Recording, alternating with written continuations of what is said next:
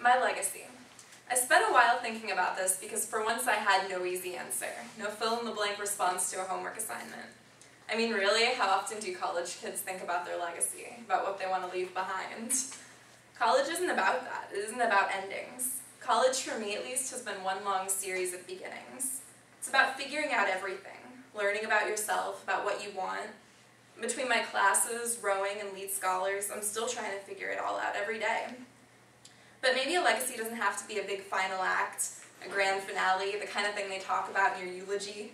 Maybe a legacy is just the influence you have on some part of your world every day. If that's the case, then I certainly try at least, to leave my legacy every day. I want to help other kids figure it all out. What I don't even know. I want to help other kids answer the same questions that I ask myself. I want to help them learn. Between Girl Scouts, the National Student Leadership Conference, lead scholars, even just talking to the incoming freshmen on the rowing team, I feel like I've done a pretty good job so far trying to leave my legacy behind.